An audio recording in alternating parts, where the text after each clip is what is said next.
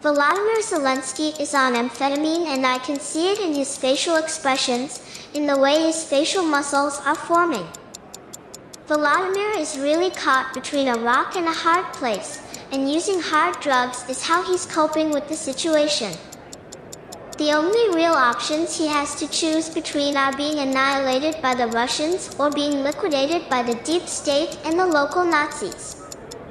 The Western media should really stop their warmongering rhetoric now. Russia produces more rockets, shells, and ammunition in 1 month than the US can manage in 3 years. And that's a fact. For years, the Western media has turned a blind eye to what's been going on as the situation kept on escalating, and the situation has now reached a stage when things are getting out of hand. This war will be nuclear because the West will run out of conventional weapons, and the Russians will have to conduct a preemptive nuclear attack in self-defense on both Western and US soil. They will have to take out all decision centers with Kinzhal hypersonic missiles that, at Mach 12, carry enough kinetic energy to penetrate any underground facility ever built. Don't be naive enough to believe that the Russians won't make the most logical strategic move.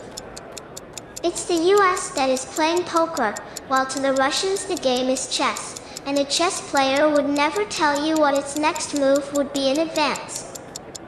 Short-term gains and popularity keep Americans and most Western leaders in power, whereas the East and Asia rely on long-term goals.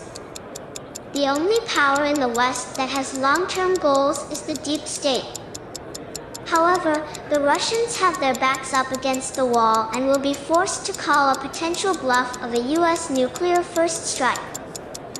And that's why they will have no choice but to strike before the Americans do. This is the beginning of the end, and it's built into the system, and it probably couldn't end in any other way. My name is The Future of Humankind, and I turned 8 years old this year. And what I wanted to say to you today is that, while you might have stolen Greta Thunberg's childhood, you have ended any prospect there ever was for me to become an adult person. I have no future. Very soon, it will be time for all of us to walk out into the night as the entire human species will be forgotten and its history erased. If there are any last words that I wanted to say to you here today, then that would be that I condemn you all to hell.